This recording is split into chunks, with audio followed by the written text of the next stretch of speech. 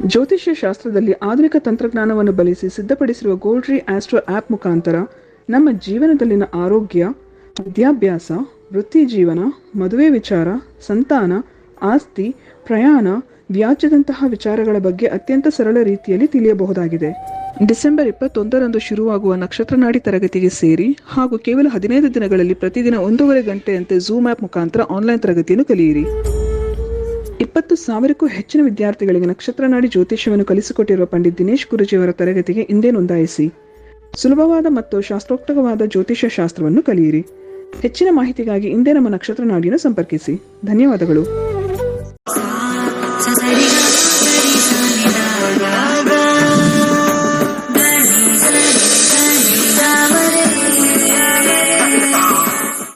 ಓಂ ಶ್ರೀ ಗುರುಭ್ಯೋ ನಮಃ. ಹರಿ ಓಂ. ಜ್ಞಾನಾನಂದಮಯಂ ದೇವಂ ನಿರ್ಮಲಸ್ಫಟಿಕಾಕೃತಿ ಮಾದಾರಾಂ ಸರ್ವವಿದ್ಯಾನಾಂ ಹಯಗ್ರೀವಂ ಉಪಾಸ್ಮಹೆ. ಓಂ ನಮೋ ಭಗವತೆ ವಾಸುದೇವಾಯ. ಓಂ ನಮೋ ನಾರಾಯಣಾಯ. ನಮಸ್ಕಾರ. Welcome to ನಕ್ಷತ್ರನಾಡಿ. 21ನೇ ತಾರೀಕು ಡಿಸೆಂಬರ್ 21, 105ನೇ ಬ್ಯಾಚ್ ಇರ್ತಕ್ಕಂಥದ್ದು. ಆಸಕ್ತಿ ಇರ್ತಕ್ಕಂಥವ್ರು ಜಾಯ್ನ್ ಆಗಿ. ಬೆಳಿಗ್ಗೆ 11 ಗಂಟೆಗೆ ಒಂದು ಬ್ಯಾಚ್ ಇರುತ್ತೆ, ಆನ್ಲೈನ್ ಇರುತ್ತೆ. ಆನ್ಲೈನ್ ಮುಖಾಂತರ ಮನೆಯಲ್ಲೇ ಕೂತ್ಕೊಂಡು ಕುಟುಂಬ ಸಮೇತ ಕಲೀರಿ. ಸಂಜೆ 7:15 ಒಂದು ಬ್ಯಾಚ್ ಇರುತ್ತೆ, 9 ಗಂಟೆವರೆಗೂ ಇರುತ್ತೆ. ಕುಟುಂಬ ಸಮೇತರಾಗಿ ದಯವಿಟ್ಟು ಕಲಿಯತಕ್ಕಂಥ ಒಂದು ಪ್ರಯತ್ನ ಮಾಡಿ. ಜ್ಯೋತಿಷ್ಯದಲ್ಲಿ ನಾನು ಯಾವಾಗಲೂ ಹೇಳ್ತಾ ಇರ್ತೀನಿ, ಮದುವೆ ವಿಚಾರದಲ್ಲಿ ತುಂಬಾ ಜನ ಬರ್ತಾರೆ. ಜ್ಯೋತಿಷ್ಯನ 85% ನನ್ನ ಪ್ರಕಾರ 85% ಮದುವೆಗೆ ಮೀಸಲಿಟ್ಟಿರ್ತಕ್ಕಂಥದ್ದು. ನನ್ನ ಅನಾಲಿಸಿಸ್ ಅಲ್ಲಿ ಬಹುತೇಕ ಮದುವೆ ಯಾವಾಗತ್ತೆ ಅನ್ನೋ ಪ್ರಶ್ನೆ. ನನ್ನ ಪ್ರಕಾರ ಮದುವೆ ಯಾವಾಗತ್ತೆ ಅನ್ನೋದು ಹೇಳಕ್ಕಾಗಲ್ಲ. ಹೌದು, ನಾನೇನು ಹೇಳಿದಿರೋ ಅದು ಕರೆಕ್ಟ್. ಮದುವೆ ಯಾವಾಗತ್ತೆ ಅಂತ ಹೇಳಕ್ಕಾಗಲ್ಲ. ಯಾಕೆ ಹೇಳಕ್ಕಾಗಲ್ಲ? ದಯವಿಟ್ಟು ವೀಕ್ಷಕರು ಇದರ ಬಗ್ಗೆ ಗಮನ ಹರಿಸಿ. ತುಂಬಾ ಜನ ಬಂದು ಇದೇ ಪ್ರಶ್ನೆ ನಾನು ಕೇಳೋದು, ಮದುವೆ ಆಗತ್ತೆ ಅಂತ. ಎಲ್ಲಾ ಕಾಂಪೌಂಡ್ರು ಡೇಟ್ ಹೇಳ್ಬಿಡ್ತಾರೆ, ಇಂಥ ಟೈಮಲ್ಲಿ ಮದುವೆ ಆಗತ್ತೆ ಅಂತ. ಸಾಧ್ಯ ಇಲ್ಲ, ಆ ಟೈಮ್ ಮದುವೆ ಆಗಲ್ಲ. ಯಾಕೆ ಅಂತ ಹೇಳ್ತೀನಿ. ದಶಾಭುಕ್ತಿ ಅಂತರ್ಭುಕ್ತಿಗಳಲ್ಲಿ ಮದುವೆ ಯೋಗ ಬಂದಿರುತ್ತೆ, ಆದರೆ ಆ ವ್ಯಕ್ತಿಗೆ ಬೇಕಾಗಿರ್ತಕ್ಕಂಥ ಹುಡುಗ ಅಥವಾ ಹುಡುಗಿಯ ಆಸೆ ಇಟ್ಕೊಂಡಿರ್ತಾರಲ್ಲ, ಇಂಥದೇ ಬೇಕು ಅಂತ, ಅದು ಅದರೊಳಗಡೆ ಬರ್ದಿರಲ್ಲ. ನಿಮ್ಮ ಇಚ್ಛೆಯಂತನೇ ಹುಡುಗ ಬರ್ತಾನೆ, ನಿಮ್ಮ ಆಸೆಯಂತನೇ ಮನ್ಮಥ ಬರ್ತಾನೆ, ನಿಮ್ಮ ಆಸೆಯಂತನೇ ರತಿ ಬರ್ತಾಳೆ, ಬರೆಯಲ್ಲ. ಮದುವೆಗೆ ಸೂಕ್ತವಾಗಿರ್ತಕ್ಕಂಥ ವರ, ಮದುವೆಗೆ ಸೂಕ್ತವಾಗಿರ್ತಕ್ಕಂಥ ವಧು, ಒಂದು 2ನೇ ಮನೆ, 7ನೇ ಮನೆ, 11ನೇ ಮನೆ ನಡೀತಕ್ಕಂಥ ದಶಾಭುಕ್ತಿ ಅಂತರ್ಭುಕ್ತಿಲಿ ಈ ಸಮಯದಲ್ಲಿ ನಿಮಗೆ ಹೆಚ್ಚು ಅವಕಾಶಗಳನ್ನು ತಂದು ಕೊಡ್ತಾನೆ ಭಗವಂತ ಗ್ರಹಗಳ ಮುಖಾಂತರ. ಅವಕಾಶಗಳು. ಸೊ ಇಲ್ಲಿ ನಾನೊಂದು ಪಾಯಿಂಟ್ ಹೇಳ್ತೀನಿ. It is purely opportunities to marry. ಮದುವೆ ಮಾಡಿಸಲ್ಲ. ಯಾವುದೇ ಜಾತಕದಲ್ಲಿ ಮದುವೆ ಆಗತ್ತೆ ಇಂಥ ಟೈಮ್ ಅಂತಂದ್ರೆ, ಆ ಟೈಮಲ್ಲಿ ಆಗಿಲ್ಲ ಅಂತಂದ್ರೆ ದಿ ಓನ್ಲಿ ಪಾಯಿಂಟ್ ಅವರು ಬಂದಿರತಕ್ಕಂಥದ್ದನ್ನ ಎಸ್ ಅಂತ ಹೇಳಿ ಮುಂದುವರೆದಿಲ್ಲ. ಅನೇಕ ಕಾರಣಗಳು. ಹುಡುಗರೆಲ್ಲ ಬರ್ತಾರೆ, ಒಪ್ಕೊಳ್ತಾರೆ, ನಮ್ಗೆ ಯಾಕೋ ಮನೆತನ ಇಷ್ಟ ಆಗಿಲ್ಲ. ಇದನ್ನೆಲ್ಲ ಜಾತಕದಲ್ಲಿ ಹೆಂಗ್ ಬರುತ್ತೆ? ವೀಕ್ಷಕರು ನೀವು ಸ್ವಲ್ಪ ಆಲೋಚನೆ ಮಾಡಿ ಹೇಳಿ. ಹುಡುಗ ಬರ್ತಾನೆ, ತುಂಬಾ ಚೆನ್ನಾಗಿದೆ, ಸಂಬಳ ಚೆನ್ನಾಗಿ ಓದಿದ, ಎಲ್ಲ ಮ್ಯಾಚ್ ಆಗ್ತಾ ಇದೆ, ಸ್ವಂತ ಮನೆ ಇಲ್ಲ. ಇದರಿಂದ ಹೆಂಗ್ ಮ್ಯಾಚ್ ಮಾಡೋಣ ನಾವಲ್ಲಿ? ಹುಡುಗನಿಗೆ ಸ್ವಂತ ಮನೆ ಇದೆ, ಜೋರಾಗಿದ್ದಾರೆ, ಆದ್ರೆ ಸರಿಯಾಗಿರ್ತಕ್ಕಂಥ ಕೆಲಸ ಇಲ್ಲ. ಅಲ್ಲಿ ದುಡ್ಡೆಲ್ಲ ಇದೆ ಅಂತಾರೆ, ಕೆಲಸ ಸರಿಯಾಗಿಲ್ಲ. ಎಲ್ಲ ಚೆನ್ನಾಗಿದ್ದಾನೆ, ಹುಡುಗನಿಗೆ ಕೂದಲೇ ಇಲ್ಲ. ಬೇಡ, ಕೂದಲು ಇಂಪಾರ್ಟೆಂಟ್. ತಲೆ ಒಳಗಡೆ ಇಲ್ಲದೆ ಹೋದ್ರೂ ಪರವಾಗಿಲ್ಲ, ತಲೆ ಮೇಲೆ ಇರ್ಬೇಕಂತೆ ಜನಕ್ಕಂಗೆ. ತಲೆ ಮೇಲೆ ಬಹಳ ಇಂಪಾರ್ಟೆಂಟ್, ತಲೆ ಒಳಗಡೆ ಇರೋದು ಬೇಡ. ತಲೆ ಏನ್ ಮಾಡಕ್ಕಾಗತ್ತೆ? ಯಾಕೆ ಮದುವೆ ಆದ್ಮೇಲೆ ಹೆಂಡತಿ ಹೇಳ್ದಂಗೆ ಕೇಳ್ಬೇಕಲ್ವಾ? ಸೊ ಅವಾಗ ತಲೆ ಒಳಗೆ ಇರಬಾರ್ದು, ಖಾಲಿ ಇರಬೇಕು. ಮೇಲಿದ್ರೆ ಸಾಕು. ಭಿಕ್ಷುಕನಿಗೂ ಇರ್ತದೆ ಮೇಲೆ ಫುಲ್ಲು. ದೊಡ್ಡ ಅವನೇನು ಆಯಿಲು ಹಾಕಲ್ಲ, ಏನೂ ಹಾಕಲ್ಲ, ಆದ್ರೂ ಕೂಡ ಇಷ್ಟು ಉದ್ದ ಬೆಳೆದು ಬಿಟ್ಟಿರುತ್ತೆ ಭಿಕ್ಷುಕನಿಗೂ ಕೂಡ. ಸೊ ಹಾಗೆ ಕೂದಲಿರ್ಬೇಕು. ಮನೆ ಎಲ್ಲಾನು ಸರಿ ಇದೆ ಹಿಂಗೆ. ಅದು ಬಿಟ್ರೆ ಅದಿಲ್ಲ ಅಂದ್ರೆ ಅವರು ಯಾವುದೋ ಕಂಟ್ರಿಲಿ ಇರಬೇಕು. ಇದೇ ತರ ಈ ಕಡೆನೂ ಬರುತ್ತೆ. ಹುಡುಗ ಎಲ್ಲ ಸೆಟ್ ಆಗ್ಬಿಟ್ಟಿರುತ್ತೆ, ಹುಡುಗಿ ಹಿಂಗೇ ಇರಬೇಕು, BE ಓದಿರ್ಬೇಕಂತೆ, ಫಸ್ಟ್ ಕ್ಲಾಸ್ ಆಗಿ ಓದಿರ್ಬೇಕಂತೆ, ಕೆಲ್ಸಕ್ಕೆ ಹೋಗ್ಬಾರ್ದಂತೆ ಕೆಲ್ಸಕ್ಕೆ ಹೋಗ್ಬಾರ್ದಂತೆ. ನೋಡ್ರಿ, ನಿಮಗೆ ಒಳ್ಳೆ ಹುಡುಗಿ ಎಲ್ಲ ಸರಿ ಇದೆ, SSLC ಜಸ್ಟ್ ಪಾಸ್, ಕೆಲ್ಸಕ್ಕೆ ಹೋಗಲ್ಲ. ಬೇಡ ನಮ್ಮ ಮಗ BE, ನನಗೆ ಬೇಕಾಗಿರ್ತಕ್ಕಂಥ ಹುಡುಗಿ BEನೇ ಆಗಿರ್ಬೇಕು, ಬಟ್ ಕೆಲ್ಸಕ್ಕೆ ಹೋಗ್ಬಾರ್ದು. ನಾವೆಲ್ಲ ಕೆಲ್ಸಕ್ಕೆಲ್ಲ ಕಳಿಸ್ತಕ್ಕಂಥ ನಮ್ದು ಇದೇ ಇಲ್ಲ. ಸುಮ್ಮನೆ ಇದು ಲಗ್ನ ಪತ್ರಿಕೆಯಲ್ಲಿ BE ಹುಡುಗನಿಗೆ BE ಹುಡುಗಿನೇ ತಂದಿದ್ದೀವಿ ಅಂತ ತೋರ್ಸಕ್ಕೆ, ಇಲ್ಲೂ ಕ್ಯಾನ್ಸಲ್ ಆಗುತ್ತೆ. ಈ ತರದೆಲ್ಲ ಗೊಂದಲನ ನೀವು ಜ್ಯೋತಿಷಕ್ಕೆ ಯಾಕೆ ಹಾಕ್ತೀರಾ ಅಂತ ನಾನು. ಮೊದಲನೇ ಪ್ರಶ್ನೆ, ಕನ್ಸಲ್ಟೇಷನ್ ಬಂದಾಗ ಮದುವೆ ಯಾವಾಗತ್ತೆ ಅಂತಂದ್ರೆ ನಾನು ಯಾವಾಗಲೂ ಒಂದೇ ಉತ್ತರ ಕೊಡೋದು, ನಿಮಗೆ ಮನಸ್ಸು ಬಂದಾಗ, ನಿಮಗೆ ಓಕೆ ಆದಾಗ ಹುಡುಗ ಮದುವೆ ಆಗತ್ತೆ ಅಂತ. ನಾವು ಆಫರ್ಸ್ ಯಾವಾಗ ಬರುತ್ತೆ, ಆಪರ್ಚುನಿಟೀಸ್ ಯಾವಾಗ ಬರುತ್ತೆ, ಅಷ್ಟು ಮಾತ್ರ ಪೀರಿಯಡ್ ಹೇಳಕ್ ಸಾಧ್ಯ ಒಬ್ಬ ಜ್ಯೋತಿಷ್ಯ. ಎಷ್ಟೋ ಸಂದರ್ಭದಲ್ಲಿ ಒಂದು ವರ್ಷದಿಂದ ನೋಡ್ತಾ ಇದ್ವಿ, ಒಬ್ರು ನಮಗೆ ಆಫರ್ ಬಂದಿರೋದು, ಇದು ತಗೊಳ್ಳಿ, ನಿಮ್ಮ ಹುಡುಗಿದ್ ಕಳಿಸಿ, ಯಾರು ಹೇಳಿಲ್ಲ. ನಾವು ಮ್ಯಾಟ್ರಿಮೋನಿಯಲ್ಲಿ ಆಗ್ತಾ ಇದೀವಿ, ಆಗ್ತಾ ಇದೀವಿ, ಬ್ರೋಕರ್ ಕೊಡ್ತಾ ಇದೀವಿ, ಇವ್ರಿಗೆ ಕೊಡ್ತಾ ಇದೀವಿ. ಒಂದು ಹುಡುಗಿನೂ ನಮಗೆ ಫೋಟೋನು ಕಳಿಸಿಲ್ಲ, ಅಥವಾ ಫೋಟೋ ಕಳಿಸಿದ್ರು ಅವ್ರು ಏನು ಹೇಳಲಿಲ್ಲ, ಇಂಥದ್ದೇ ಬರುತ್ತೆ. ಇದು ದಶಾಭುಕ್ತಿಗಳಲ್ಲಿ ನೆಗೆಟಿವ್ ಇರ್ತಕ್ಕಂಥದ್ದು. ಯಾವಾಗ ಆಫರ್ ಬರ್ತಾ ಇದೆಯೋ ಆ ಟೈಮಲ್ಲಿ ಏನಾರು ನೀವು ಡಿಸಿಷನ್ ತಗೊಂಡಿಲ್ವೋ, ಎಲ್ಲಾ ರೀತಿನೂ ಒಂದ್ ಸ್ವಲ್ಪ ಕಾಂಪ್ರಮೈಸ್ ಆಗಿ ತಗೊಂಡಿಲ್ವೋ, ಆ ಪೀರಿಯಡ್ 6 ತಿಂಗಳಲ್ಲೋ 1 ವರ್ಷದಲ್ಲೋ ಜಾತಕದಲ್ಲಿ ತೋರಿಸುತ್ತೆ, ಮುಗಿದೋದ್ರೆ ಮುಗೀತು. ಅದಕ್ಕೆ ಎಷ್ಟೋ ಜನ ಮೊದಲು 2 ವರ್ಷ ಸಿಕ್ಕಾಪಟ್ಟೆ ಬಂತು, ಆ ಟೈಮಲ್ಲಿ ಇವನ್ ರೆಡಿ ಇರಲಿಲ್ಲ, ಈಗ ಮಾಡ್ಕೋತೀನಿ ಅಂತವನೇ ಒಂದು ಬರ್ತಾ ಇಲ್ಲ ಜಾತಕಗಳು.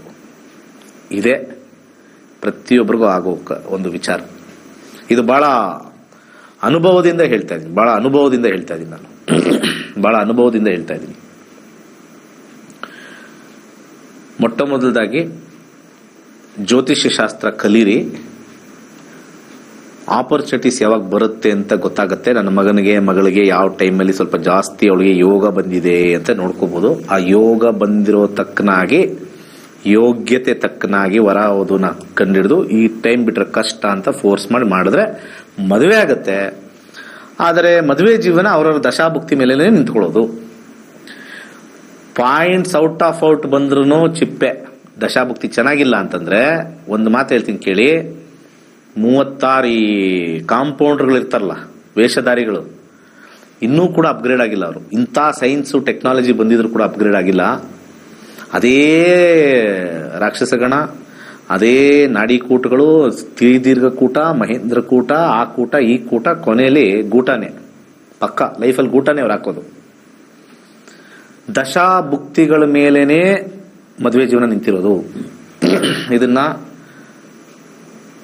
ಇದನ್ನ 1000 ಸತಿ, ನಾನು 1 ಸತಿ ಹೇಳ್ತೀನಿ, ನೀವು 1000 ಅಲ್ಲ, 1,00,000 ಸತಿ ನೀವು ತಲೆಯಲ್ಲಿ ಹಾಕೊಳ್ಳಿ. ಒಂದು ಗಂಡು ಮತ್ತೆ ಹೆಣ್ಣಿನ ವೈವಾಹಿಕ ಜೀವನ ಚೆನ್ನಾಗಿದೆ, ಚೆನ್ನಾಗಿಲ್ಲ, ಆ ಪ್ರೋಸೆಸ್, ಮದುವೆ ಆಯ್ತು, ಅಲ್ಲಿಂದ ಒಂದಷ್ಟು ವರ್ಷ, 15-20 ವರ್ಷ, ಇಬ್ಬರ ದಶಾಭುಕ್ತಿ ಮೇಲೇನೆ ಗುಡ್ ಟೈಮ್ ಬ್ಯಾಡ್ ಟೈಮ್ ಬರುತ್ತೆ ಹೊರತು, ನೀವು ನೋಡಿರ್ತಿರಲ್ಲ ಈ ನಕ್ಷತ್ರಕ್ಕೆ ಆ ನಕ್ಷತ್ರ ಆಗುತ್ತೋ, 26 ಮೇಲೆ ಬಂತು, ಬಂತು ಮಹಾ ನಕ್ಷತ್ರ, ಈ ನಕ್ಷತ್ರ, ಕಂಪ್ಲೀಟ್ಲಿ ಬಕ್ವಾಸ್, ರಾಂಗ್, ಕಂಪ್ಲೀಟ್ಲಿ ರಾಂಗ್. ಅದು ಆ ಬೇಸಿಸೇ ಇಲ್ಲ. ಅದು ಪಂಚಾಂಗದಲ್ಲಿ ಆಗ್ತಕ್ಕಂಥ ಪಾಯಿಂಟ್ ಸಿಸ್ಟಮ್ ಯಾವುದಕ್ಕೂ ವರ್ಕ್ ಆಗಲ್ಲ. ಅದು ಯಾವುದಕ್ಕೂ ವರ್ಕ್ ಆಗಲ್ಲ. ಅದು ಬಹಳ ಹಿಂದಿನ ಕಾಲದಲ್ಲಿ ಈ ಕಾಡ್ ಜನರು ಅವ್ರದ್ದು date of birth, time of birth ಇಲ್ದೇ ಇರೋ ಸಮಯದಲ್ಲಿ, ಆ ಟೈಮಲ್ಲಿ ಬಂದು ಯಾರೋ ಒಬ್ಬರನ್ನ ನಮ್ದು ಮದುವೆ ಮಾಡಬೇಕು ಅಂದಾಗ, ನಿನ್ನ ಹೆಸರು ಹೇಳಪ್ಪ, ನಿನ್ನ ಹೆಸರು ಹೇಳಪ್ಪ, ಇದು ಹೆಸರು ಬಲದ ಮೇಲೆ. ಕೆಲವರು ಈ ಕಾಂಪೌಂಡರ್ ಇರ್ತಾರಲ್ಲ, ಎಂತ ಕಚಡ ಅಂದ್ರೆ ಕಾಂಪೌಂಡರ್ಗಳು, ಇಬ್ಬರು ಜಾತಕ ಬಂದಿಲ್ಲ ಅಂದ್ರೆ ಅದೇನೋ ಪಾಯಿಂಟ್ಸ್ ಮೇಲೆ ಹೋಗೋದು. ಇವರೇ ಓದಿಲ್ಲ ರೀ, ಯಾರು 100 ಅಲ್ಲ 1000% ಓದಿಲ್ಲ. ದಶಾಭುಕ್ತಿಲಿ ಅವ್ರ ವೈವಾಹಿಕ ಜೀವನ ಚೆನ್ನಾಗಿಲ್ಲ ಅಂತಂದ್ರೆ ಅನುಭವಿಸ್ಲೇಬೇಕದು. ನೀವು ಎಂಥ ಕಾಂಬಿನೇಷನ್ ತಂದರೂ ಒಂದು 30-40% ಉಳ್ಕೊಳ್ಬೋದು ಅಷ್ಟೇ. Wash out.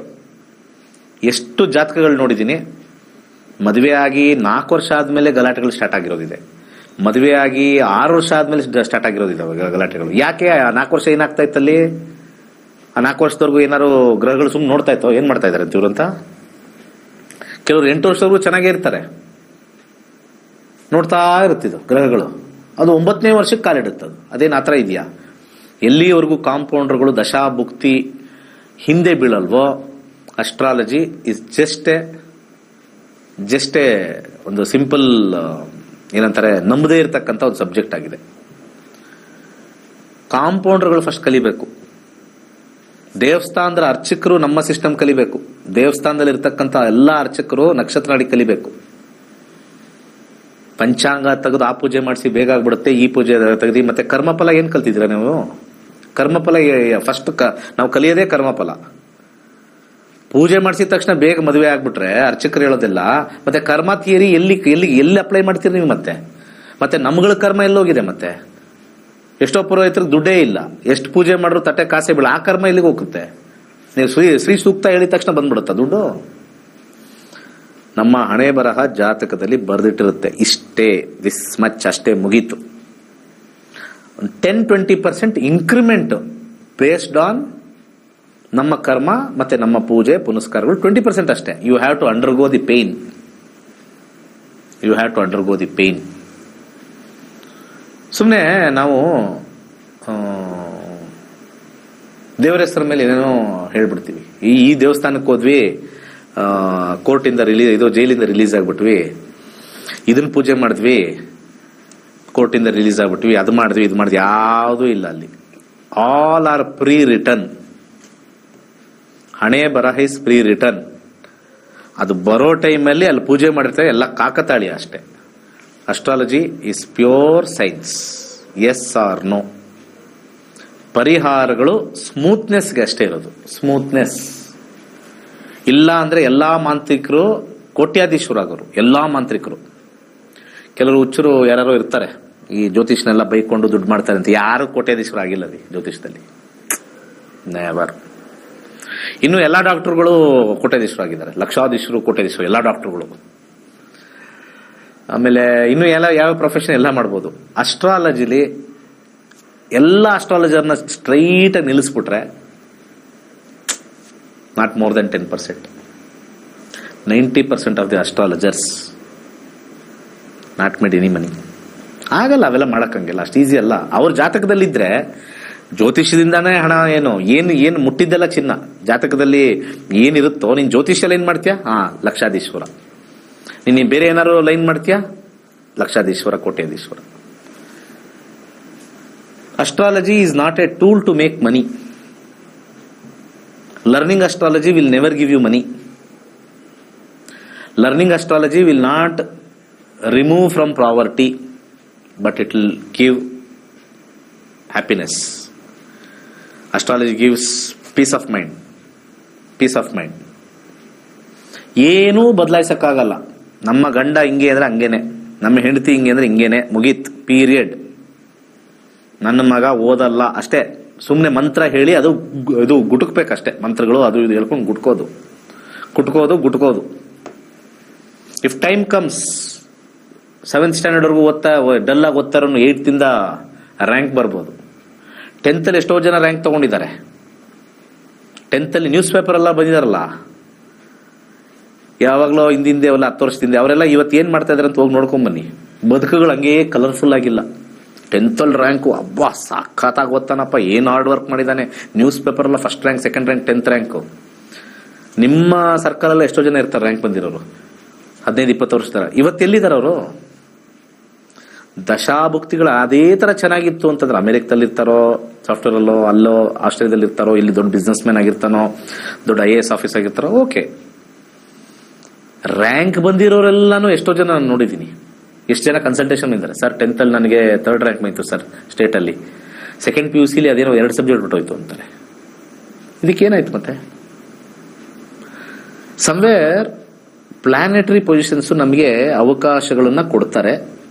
Application of mind ಕೊಡ್ತಾರೆ. ಅದನ್ನ ಎಫರ್ಟ್ ಹಾಕಿದ್ರೆ ಅಲ್ಲಿ ಸಕ್ಸಸ್ ಸಿಗುತ್ತೆ. ಯಾವಾಗ ನಾವು ಎಫರ್ಟ್ ಹಾಕ್ತೀವಿ, ಚೆನ್ನಾಗಿ ಓದ್ತೀವಿ, ಎಲ್ಲ ಮಾಡ್ತೀವಿ, ಗ್ರಹಗಳು ಸ್ವಲ್ಪ ಸಪೋರ್ಟ್ ಮಾಡಿಲ್ಲ ಅಂತಂದ್ರೆ we will get some good decent percentage. But ನಮ್ಮ ಎಫರ್ಟ್ಗೆ ನಾನು ಎಲ್ಲೋ ಆಗ್ಬೇಕಾಯ್ತು ಅಂತ ಎಷ್ಟೋ ಜನ ಹೇಳ್ತಾರಲ್ಲ, ಅಯ್ಯೋ IAS ಎಷ್ಟು ಓದ್ದೆ, ಎಷ್ಟು ಮಾಡಿದೆ, ಏನು ಬರಲಿಲ್ಲ. CET ಎಷ್ಟು ಓದ್ದೆ, ನೀಟ್ ಎಲ್ಲ ಸಖತ್ತಾಗಿ ಮಾಡಿದೆ, ಬರಲಿಲ್ಲ, ಸಿಕ್ಕಿಲ್ಲ. So both concept works, hard work as well as horoscope ಅಲ್ಲಿ ನಮ್ಮ ಕರ್ಮಫಲ ಬೋತ್ ಜೊತೆಲಿ ಹೋಗುತ್ತೆ. ಸೊ ಅದೇ ತರ ಮದುವೆ ವಿಚಾರ, ಮದುವೆ ವಿಚಾರದಲ್ಲಿ ದಶಾಭುಕ್ತಿಗಳು ಸರಿ ಇಲ್ಲ ಅಂತಂದ್ರೆ ಯಾವುದೋ ಒಂದು ಟ್ರಾನ್ಸಿಟ್ ಅಲ್ಲಿ ಮದುವೆ ಕೊಟ್ಬಿಡುತ್ತೆ. ಇಟ್ಸ್ ಎನ್ ಈವೆಂಟ್, ಒಂದು ಕಾರ್ಯ ಮಾಡೋದು. ಮನೇಲಿ ಒಂದು ಕಾರ್ಯ ಮಾಡ್ತಾರಲ್ಲ, ಒಂದು ಗೃಹ ಪ್ರವೇಶದೊಂದು ಕಾರ್ಯ, ಮತ್ತೆ ಇನ್ನೊಂದೇನೋ ಒಂದು ನಾಮಕರಣದೊಂದು ಕಾರ್ಯ. ಮ್ಯಾರೇಜ್ ಇಸ್ ಆಲ್ಸೋ ಕಾರ್ಯ ಅಷ್ಟೇ. ದಿ ಕಾರ್ಯ will never ever promise good or bad. ಅದು ಕಂಪ್ಲೀಟ್ಲಿ ದಶಾಭುಕ್ತಿ ಮೇಲೆ. ಕೊನೆಯದಾಗಿ ಮದುವೆಯಲ್ಲಿ ಇನ್ನೊಂದು ಸಮಸ್ಯೆ ಏನು ಹೇಳ್ತಾರೆ ಅಂದ್ರೆ, ಸರ್ ನಂದು ಮದುವೆ ಯಾಕೆ ಈ ತರ ಕೆಟ್ಟೋಗಿದೆ, 6 ತಿಂಗಳಾದ್ಮೇಲೆ ಯಾಕೆ ಹಿಂಗೆ ಕೆಟ್ಟೋಗಿದೆ ಅಂತ ಹೇಳಿದ ಮೇಲೆ ನೆಕ್ಸ್ಟ್ ಒಂದು ಪ್ರಶ್ನೆ ನಿಮ್ಮ ಬಾಯಲ್ಲೇ ಬರೋದೇನು ಗೊತ್ತಾ? ಒಂದು 10 ಜನ ಹತ್ರ ಹೇಳಿ ಮುಹೂರ್ತ ಇಟ್ವಿ, 10 ಜನ ಹತ್ರ ಕೇಳಿ ಮುಹೂರ್ತ ಇಟ್ವಿ, ಆದ್ರೂ ಮದುವೆ ಯಾಕೋ ಈ ತರ ಕಿತ್ತೋಯ್ತು, ಅವಳು ಇಲ್ಲ, ಈಗ ಇವನು ಇಲ್ಲ, ಇಬ್ರು ರಿವರ್ಸ್ ಹೋಗ್ತೀನಿ ಅಂತ ಇದ್ದಾರೆ. ಒಳ್ಳೆ ಮುಹೂರ್ತದಲ್ಲೇ ಮಾಡಿದ್ವಿ. ಮುಹೂರ್ತ is never ever for A good happy married life. ಇದನ್ನ ತಲ್ಲಿಟ್ಕೊಳ್ಳಿ. ಮುಹೂರ್ತ ಇಟ್ಟಿರೋ ಕಾರಣ ಬಹಳ ಹಿಂದೆ ಒಂದು ಮದುವೆಗೆ ಅಂದ್ರೆ ಒಂದು 1000 ಜನ ಬರ್ತಾರೆ, 800-1000 ಜನ ಬರ್ತಾರೆ. ಒಂದು ಕಡೆ ಅಷ್ಟು ಜನ ಸೇರಿದಾಗ ಪರ ವಿರೋಧಗಳು ಜಾಸ್ತಿ ಇರ್ತವೆ. ಯೋಚನೆ ಮಾಡಿ, ಇದು ನೀವೆಲ್ಲ ಮುಹೂರ್ತ ಇಟ್ಕೊಳಕ್ ಹೋಗ್ತಿರಲ್ವಾ, ಮುಹೂರ್ತ ಇಟ್ಟ ಆದ್ಮೇಲೆ ಅಲ್ಲಿ ಏನಾದ್ರು ಒಳ್ಳೆ ಮುಹೂರ್ತದ ಅಲ್ಲಿ ಬೇರೆ ಕಾಂಪಿಟೇಷನ್. ತುಂಬಾ ಜನ ಅಲ್ಲಿ ಅವನಿಗೆ ಗುರುವಾರ ಮುಹೂರ್ತ ಇಡು ಅಂತ ಹೇಳಿದ್ರು, ಅವ್ನು ಶುಕ್ರವಾರ ಇಟ್ಟ, ಅದಕ್ಕೆ ನೋಡಿ ಹಿಂಗಾಗಿದ್ದು, ನಾನು ಹೇಳಿದ ಡೇಟ್ಗೆ ಇಟ್ಟಿದ್ರೆ ಏನು ಇವರೆಲ್ಲ ಬ್ರಹ್ಮನ ಮಕ್ಳಿದ್ದಂಗೆ ಆಡ್ತಾರೆ ಕೆಲವರೆಲ್ಲ. ಅಲ್ಲೇನೋ ಕಾನ್ಫ್ಲಿಕ್ಟ್ ಆಗ್ಬಿಟ್ಟಿರುತ್ತೆ ಮುಹೂರ್ತ ಇಡೋ ಟೈಮಲ್ಲಿ. ನಾನು ಗುರುವಾರ ಹೇಳಿದೆ, ನಮ್ಮ ಬೀಗರ್ಗವ್ರಿಗೆ ಹೇಳಿದೆ ನಾನು ಗುರುವಾರ ಇಡಿ ಅಂತ, ನೀವು ಹೇಳಿದ ಮಾತು ಕೇಳಲಿಲ್ಲ, ಇಲ್ಲಿ ಶುಕ್ರವಾರ ಇಟ್ಕೊಂಡ್ರು. ಈಗ ನೋಡಿ ನಮ್ಮ ಮಗಳದು ನಮ್ಮ ಇದ್ರದ್ದು ಅಳಿಯಿಂದು ಹೋಯ್ತು ಜೀವನ, ಇಬ್ರು ಜಗಳ ಆಡ್ತಾ ಇದ್ರೆ. ಆ ಮುಹೂರ್ತ ಇಟ್ಟಿದ್ದೇ ಪ್ರಾಬ್ಲಮ್, ಮುಹೂರ್ತ ಸೇರಿ ಇಟ್ಟೇ ಇಲ್ಲ ಅಂತ. ರಾಂಗ್. ಅಲ್ಲೂ ಕಿತ್ತಾಡ್ತಾರೆ, ಎಲ್ಲದಕ್ಕೂ ಕಾರಣ ಹುಡುಕ್ತಾರೆ. ದಶಾಭುಕ್ತಿಗಳು ಕೆಟ್ಟೋಗಿದ್ರೆ ಕಿತ್ತಾಡೋದೇ ರೀ. ಹಸ್ಬೆಂಡ್ ಅಂಡ್ ವೈಫು ಚೆನ್ನಾಗಿತ್ತಾ ಕುಂಟ್ಕೊಂಡು ಹೋಗುತ್ತೆ ಹಂಗೆ. ಸೂಪರ್ ಇತ್ತಾ ಆದರ್ಶ ದಂಪತಿಗಳು, ಯಾರು ಏನು ಮಾಡಕ್ಕಾಗಲ್ಲ. ಅದೆಲ್ಲ ಗ್ರಹಗಳು ಗೈಡ್ ಮಾಡ್ತವೆ ಎಲ್ಲರನ್ನು, ಮತ್ತೆ ಅಪ್ಲೈ ಮಾಡ್ಕೋಬೇಕು ನಾವು. ಮುಹೂರ್ತ ಭಾಗ ಬಂದಾಗ ಏನ್ ಹೇಳ್ತೀನಿ, ಒಂದು 1000 ಜನ, 100 ಜನ, 1000 ಜನ ಬೇರೆ ಬೇರೆ ಮನಸ್ಥಿತಿ ಇರೋರು ಬರ್ತಾರೆ. ಕರೆಕ್ಟ್ ಅಲ್ವಾ? ಬೇರೆಯವ್ರ ಮನಸ್ಥಿತಿ ಇರೋರೆಲ್ಲ ಬರ್ತಾರೆ. ಬಂದಿರೋ ಟೈಮಲ್ಲಿ ಅಲ್ಲಿ ಕೂತ್ಕೊಂಡಿರೋರು ಏನು ಖುಷಿಯಿಂದ ಏನು ಕೂತಿರಲ್ಲ. ಅಲ್ಲೆಲ್ಲ ಹೊಟ್ಟೆ ಉರಿ ಇರೋರೇ ಬಂದಿರ್ತಾರೆ ಅಲ್ಲೆಲ್ಲ. ಆಹಾ ಎಂತ ಹುಡುಗ ಸಿಕ್ಬಿಟ್ಟ ಮಗಳಿಗೆ, ಆಹಾ ಎಂತ ಹುಡುಗಿ ಸಿಕ್ಬಿಟ್ಲಪ್ಪ ಇವ್ರಿಗೆ, ಏನ್ ಜೋರಾಗೆಲ್ಲ ಮಾಡೋನೆ. ಅದು ಸಂಬಳ ಎಲ್ಲ ಏನೇನು ಸಂಬಳ ಮಾಡಿ ಅದೆಲ್ಲ ಕೂಡಿಟ್ಕೊಂಡು, ಒಂದು 15-20 ವರ್ಷ ದುಡ್ಡು ಮಾಡಿರೋದೆಲ್ಲ ಕೂಡಿಟ್ಕೊಂಡು, ಒಂದು ಮಗನ್ನ ಮದುವೆ ಮಾಡಕ್ಕೆ ಆ 1000 ಜನನ್ನ ಊಟ ಹಾಕಿ ತೃಪ್ತಿ ಪಡಿಸಕ್ಕೆ, ಅವರಲ್ಲಿ ಬೈಕಳಕ್ಕೆ ನಾವು ಮಾಡ್ತೀವಿ. ಯಾರ್ಯಾರು ಮದುವೆಗೆ ಹೋಗೋರೆಲ್ಲ ಏನು ಬಹಳ ಇದು ಎಲ್ಲ ಅವ್ರ ಸ್ಟೈಲ್ ಮಾಡ್ಕೊಂಡು ನನ್ನ ಯಾರು ನೋಡ್ತಾರೆ ಅಂತಾನೆ ಡ್ರೆಸ್ ಹಾಕೊಂಡ್ ಬಂದಿರ್ತಾರಲ್ವಾ. ಗಂಡು ಹೆಣ್ಣು ಡ್ರೆಸ್ ಹಾಕೋದು ಒಳ್ಳೇದು, ನಾವುಗಳು ಡ್ರೆಸ್ ಹಾಕೊಂಡು ಹೋಗ್ತೀವಿ, ನಮ್ಮನ್ನ ಯಾರು ನೋಡ್ತಾ ಇದಾರೆ ಅಂತ. ಅದು ಕಾಮನ್. ಅದು ಅಲ್ಲೇನು ಅರ್ಸಕ್ಕೇನು ಹೋಗಿರಲ್ಲ, ನಾವು ಚೆನ್ನಾಗಿ ಗಡತ್ತಾಗಿ ಊಟ ಮಾಡ್ಕೊಂಬರಕ್ ಹೋಗಿರ್ತೀವಿ. ಎಲ್ಲರ ಮೈಂಡು ಇದೇನೆ.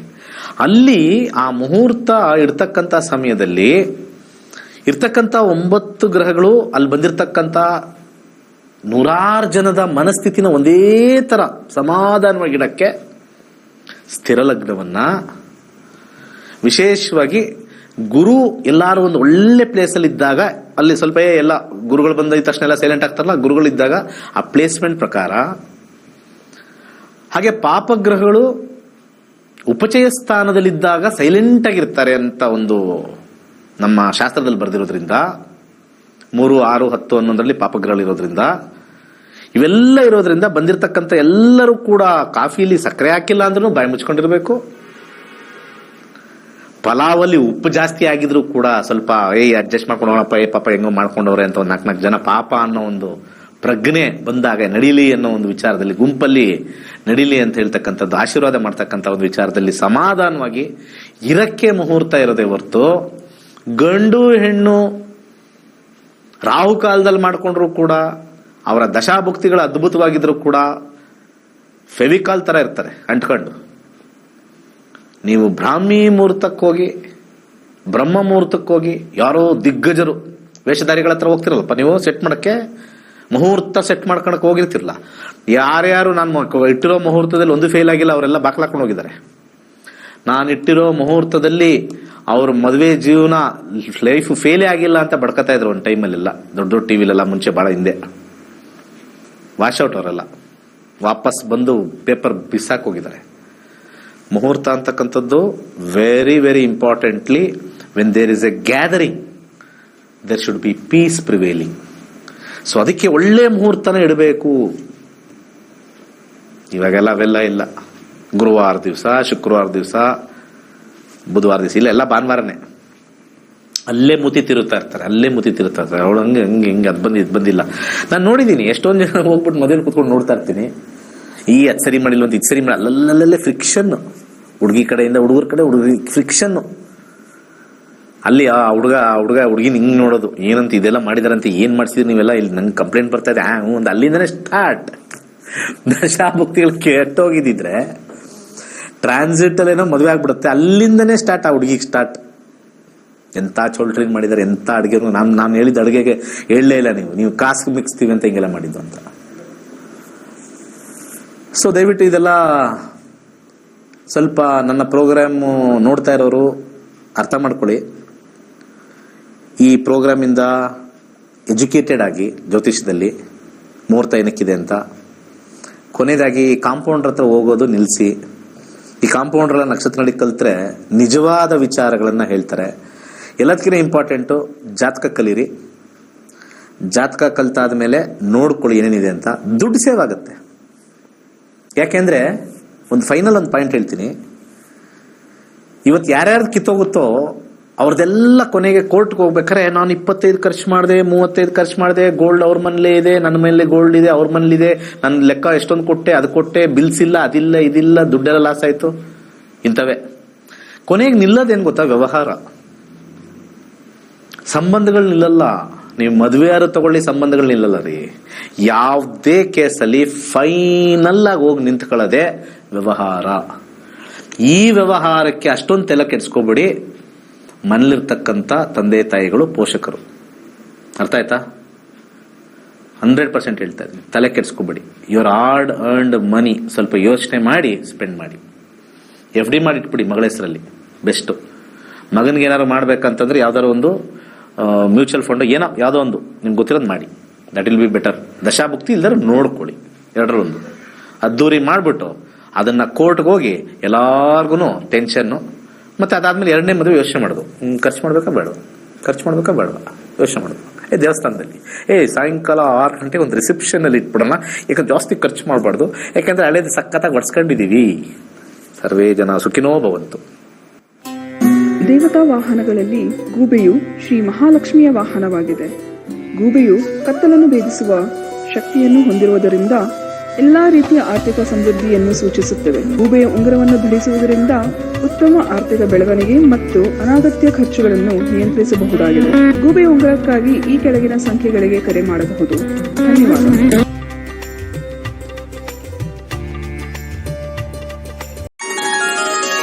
ಕೈಲಾಶ್ ಯಂತ್ರವು ಅತ್ಯಂತ ಪ್ರಾಚೀನವಾದ ಶಕ್ತಿಶಾಲಿಯಾದ ಯಂತ್ರವಾಗಿದೆ. ಸರಿಸುಮಾರು 800ರಿಂದ 1000 ವರ್ಷಗಳ ಹಿಂದೆ ಹಲವಾರು ಸಂಯೋಗಗಳಿಂದ ರಚಿಸಲ್ಪಟ್ಟಿರುವ ಯಂತ್ರವೇ ಈ ಕೈಲಾಶ್ ಯಂತ್ರ. ಇಂಟರ್ನೆಟ್ ಅಲ್ಲಿ ಗೂಗಲ್ ಅಲ್ಲಿ ಹುಡುಕಿದ್ರೆ ಕೈಲಾಶ್ ಯಂತ್ರದ ಹಿನ್ನೆಲೆ ಹುಡುಕಿದ್ರೆ ನಿಮಗೆ ಖಂಡಿತ ಸಿಗುತ್ತೆ. 800ರಿಂದ 1000 ವರ್ಷಗಳ ಹಿಂದೆ ಒಂದು ಹಲವಾರು ಕಾಂಬಿನೇಷನ್ಸ್ ನ ಮಿಕ್ಸ್ ಮಾಡಿರ್ತಕ್ಕಂಥ ವಿಶೇಷವಾಗಿರ್ತಕ್ಕಂಥ ಒಂದು ಯಂತ್ರವೇ ಕೈಲಾಶ ಯಂತ್ರ.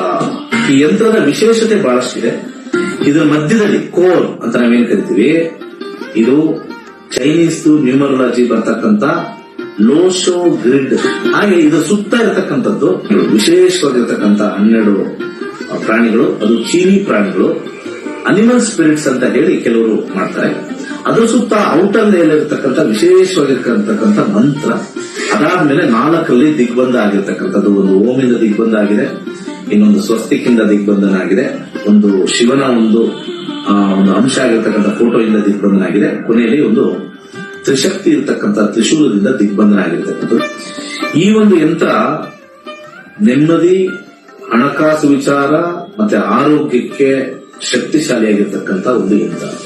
ಸೊ ಅನೇಕ ಕಡೆಯಲ್ಲಿ ನಿಮಗೆ ಇದರದ್ದು ಕಬ್ಣ ಮಿಕ್ಸ್ ಕಮ್ಮಿ ರೇಟ್ ಅಲ್ಲೂ ಸಿಗುತ್ತೆ, ಹಾಗೆ ಬರೀ ಕಾಪರ್ ಸಿಗುತ್ತೆ, ಬರೀ ಬ್ರಾಸ್ ಸಿಗುತ್ತೆ. ನಮ್ಮಲ್ಲಿ ವಿಶೇಷವಾಗಿರ್ತಕ್ಕಂಥ ಬ್ರಾಸ್ ಅಲ್ಲಿ ಮಾಡಿರ್ತಕ್ಕಂಥ ವಿಶೇಷವಾಗಿರ್ತಕ್ಕಂಥ ಕೈಲಾಶ ಯಂತ್ರ ಪ್ರಾಣ ಪ್ರತಿಷ್ಠೆ ಮಾಡಿ ನಿಮಗೆ ತಲುಪಿಸ್ತಕ್ಕಂಥದ್ದು. ಮತ್ತೆ ಅದರದ್ದು ಗೇಜು ಬಹಳ ಇಂಪಾರ್ಟೆಂಟ್ ಆಗಿದೆ.